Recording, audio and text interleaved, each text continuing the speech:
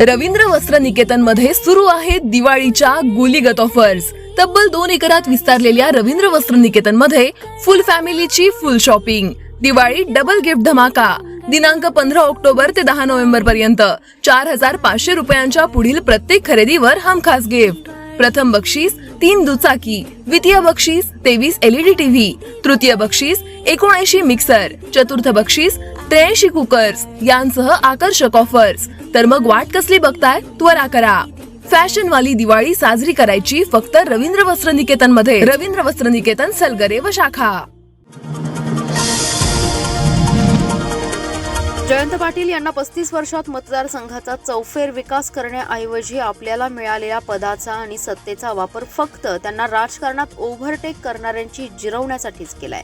विरोधकांना राजकारणातून कायमचं संपवायचं, दुसऱ्यांच्या संस्था लुटण्याचं गलिच्छ राजकारण करत आल्याची टीका राष्ट्रवादी काँग्रेसचे राष्ट्रीय अध्यक्ष व उपमुख्यमंत्री अजितदादा पवार यांनी केली आहे। तुम्हाला मतदारसंघातील लोकांची दिवाळी साजरी करता येत नाही आणि तुम्ही मुख्यमंत्री पदाची स्वप्ने बघता, असा टोलाही त्यांनी लगावलाय। आष्टा येथे इस्लामपूर विधानसभा मतदारसंघाचे महायुतीचे उमेदवार निशिकांत भोसले पाटील यांच्या प्रचारात जाहीर सभेत ते बोलत होते। अजित पवार म्हणाले, येथील लोकप्रतिनिधींना 35 वर्ष तुम्ही निवडून दिलं, पण त्यांना येथे MIDC उभारून तरुणांना रोजगार देता आला नाही। इस्लामपूर व आष्टा बस स्थानकाची दयनीय अवस्था आहे। स्पर्धा ऊस दर देण्यात असावी, व्यक्तिगत स्वार्थ साधणारी नसावी। तुम्ही जलसंपदा मंत्री होता, तुमच्या मतदारसंघातून नदी गेली आहे तरीही तुम्हाला जनतेला पाणी देता आलं नाही, हे येथील लोकांचं दुर्दैव आहे। विकास साधण्यासाठी लोकप्रतिनिधी खमक्या लागतो। निशिकांत दादांना या निवडणुकीत निवडून द्या, असं आवाहन त्यांनी केलंय। जयंत पाटील यांना त्यांचे मूळ गाव कासेगाव येथे पोलीस ठाण्याची इमारत उभा करता आली नाही। ते पोलीस ठाणे आजही भाड्याच्या इमारतीत आहे। पोलीस बांधवांच्या निवासस्थानाचा प्रश्न तर तुम्ही सोडाच आणि म्हणे हे राज्याचे नेतृत्व करायला निघालेत। कशाला? का सगळी पोलीस ठाणी भाड्याच्या घरात करायची आहेत यांना? येथे चांगले रस्ते नसल्याने अनेक जणांनी जीव गमावलेत। सूतगिरणी सुद्धा तुम्ही बंद पाडल्या। तुमच्या पाहुण्यांना सांगून एखादी कंपनी मतदारसंघात निर्माण करून तरुणांना रोजगार तुम्हाला देता आला असता, तर असा टोलाही अजित पवार यांनी जयंत पाटील यांना लगावलाय। उद्धव ठाकरे यांनी स्वार्थ आणि पुत्रप्रेमापोटी महाराष्ट्राचा विकास रोखला, अशी टीका गोव्याचे मुख्यमंत्री प्रमोद सावंत यांनी केली आहे। राज्यात पुन्हा महायुतीचे सरकार आणण्याचं आवाहन केलंय। लाडकी बहीण योजना भाजप बंद करणार नाही। गोव्यात 12 वर्षांपासून गृहाधार योजना सुरू आहे, त्यामुळे विरोधकांच्या भूलथापेला बळी पडू नये, असं आवाहन त्यांनी केलंय।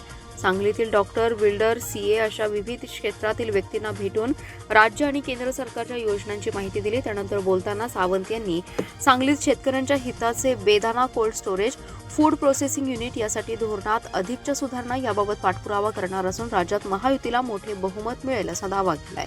2014 ते 2019 या काळात महाराष्ट्राने डबल गतीने विकास केलाय, मात्र ठाकरेंनी दोन्ही काँग्रेसची हात मिळवणी केली, त्यामुळे महाराष्ट्राची गती थांबली। पण एकनाथ शिंदे यांनी त्यांची साथ सोडल्याने महायुती सरकार बनवून राज्याचा पुन्हा गतीने विकास सुरू आहे। मराठी आणि पाली भाषेला अभिजात भाषेचा दर्जा मिळाल्याचा गोव्यालाही अभिमान आहे। काँग्रेस सरकारने तर महिलांसाठी जाहीर केलेल्या खटाखट योजना कर्नाटक आणि हिमाचल प्रदेशमध्ये बंद केल्या आहेत। त्यांच्या योजना निवडणुकीत सांगण्यापुरते असतात। रस्ते, वीज, बंदर आणि विमानतळ विकास करणारे सरकार लवकरच सांगलीतही विमानतळ बनवेल, अशीही ग्वाही त्यांनी दिली आहे। यावेळी उमेदवार पालकमंत्री सुरेश खाडे, आमदार सुधीर गाडगीळ, जिल्हाध्यक्ष प्रकाश ढंग, माजी आमदार दिनकर पाटील, नीता केळकर, गौतम पवार, केदार खाडीलकर आदी जण उपस्थित होते।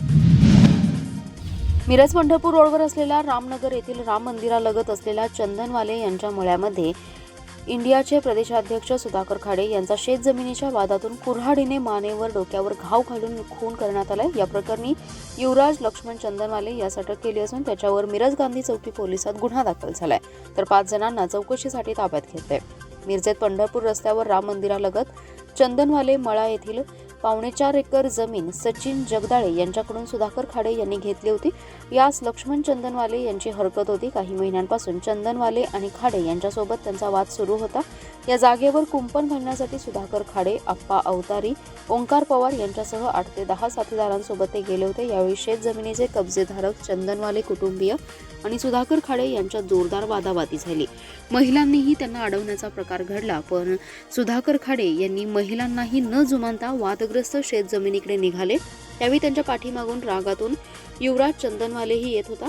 खाडे यांनी महिलांनाही बाजूला सरकून वादग्रस्त जमिनीकडे जात असताना युवराज चंदनवाले रागाने पाठीमागून कुऱ्हाडीने अचानक सुधाकर खाडे यांच्या मानेवर तसेच डोक्यावर त्याने वर्मी घाव घातला. घाव इतका वर्मी होता की सुधाकर खाडे यांनी आरडाओरड केली आणि खाली कोसळले.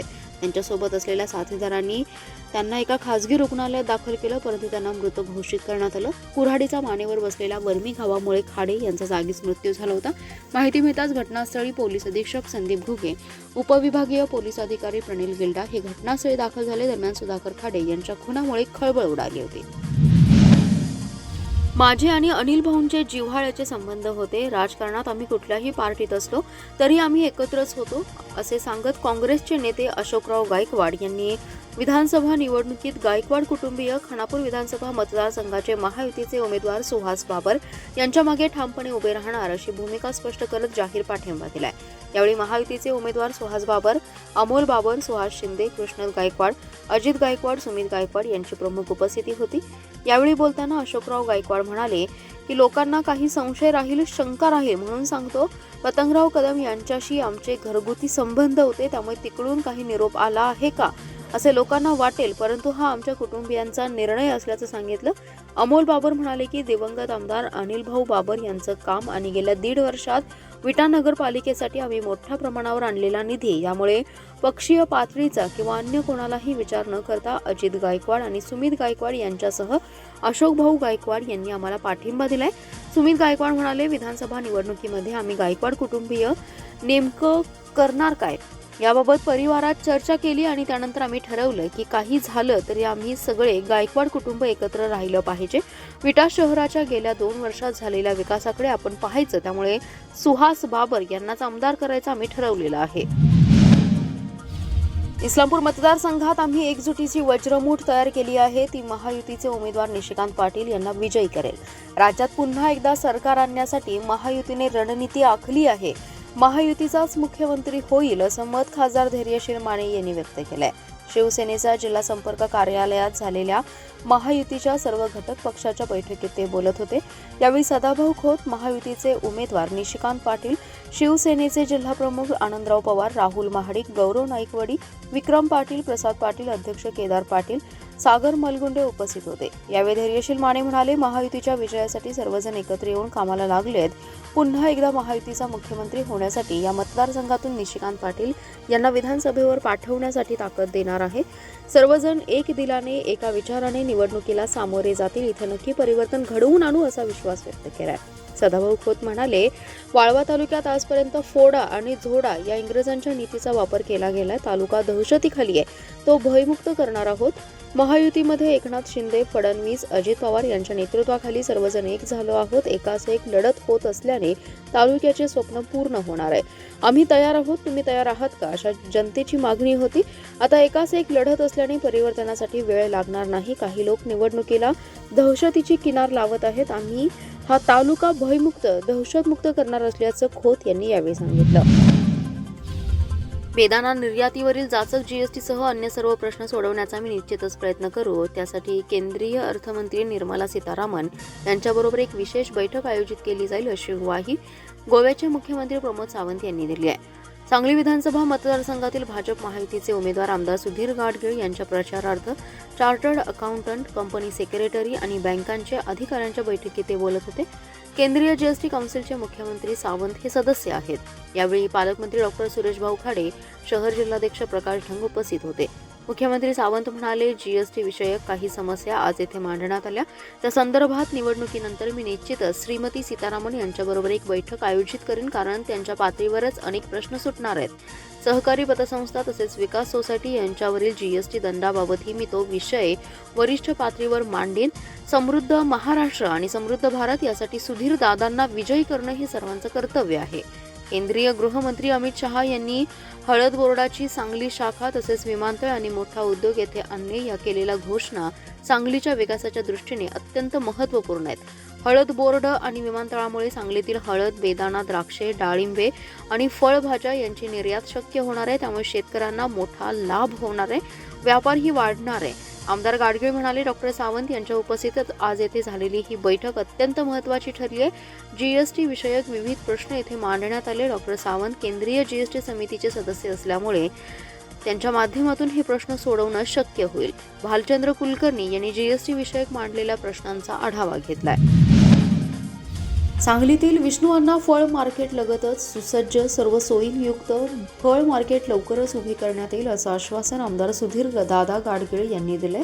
आमदार गाडगीळ यांनी विष्णू अण्णा फळ मार्केटला आज भेट दिली. यावेळी व्यापारी आणि शेतकऱ्यांच्या बैठकीत ते बोलत होते. गाडगीळ म्हणाले, सध्याच्या फळ मार्केट जवळचीच 2 एकर जागा मिळवून तिथे हे सुसज्ज फळ मार्केट उभे करण्यात येईल. या उपक्रमाची पूर्ती लवकरात लवकर करण्यात येईल. माजी आमदार दिनकर पाटील म्हणाले, यापुढे या मार्केटचा अधिक विकास झालेला दिसेल. त्यासाठी सुधीर दादांनी एक विशेष आराखडा तयार केलाय. त्यामुळे येणारे दिवस हे फळ मार्केटसाठी सोन्याचे दिवस असतील.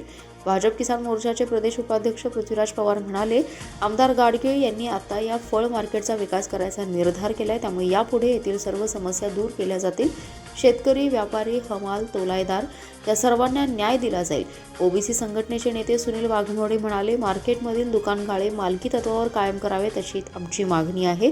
मालकी कायम करावी अशी आमची मागणी आहे. यावेळी माजी नगरसेविका सविता मदने, विलास शिंदे, कांदा बटाटा असोसिएशनचे सिद्धू तोडकर, व्यापारी अनिल आलदर, संजय यमकर, भारत खांडेकर, अतुल माने, वैभव शिंदे, पांडुरंग आलदर, गजानन आलदर, विजय साळुंखे, चेतन माडगुळकर, विश्वजित पाटील तसेच पदाधिकारी, कार्यकर्ते, व्यापारी आणि शेतकरी मोठ्या संख्येने उपस्थित होते.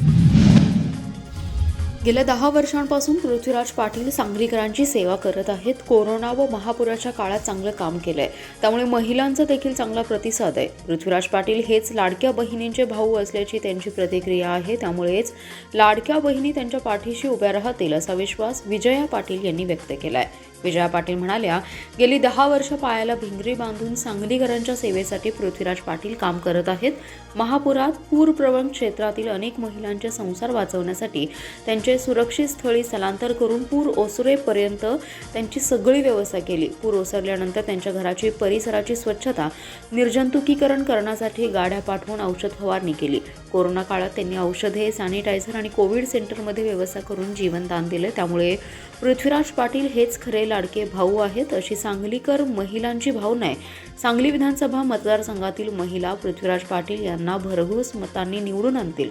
काँग्रेस पक्षाचे आणि सांगलीकरांच्या हिताचं काम पाहूनच त्यांना उमेदवारी दिली असल्याचे विजया पाटील यांनी सांगितले. यावेळी महागाई, बेरोजगारी, महिलांवरील अत्याचार या विषयावर भाजपा सरकार सपशेल अपयशी ठरले. महिलांचं जीवन धोक्यात आले. कोणत्याही परिस्थितीत सांगलीच्या अकार्यक्षम आमदाराला बदलण्यासाठी सांगलीकर महिला पुढे सरसावल्या आहेत अशी प्रतिक्रिया यावेळी महिला कार्यकर्त्यांनी व्यक्त केल्या.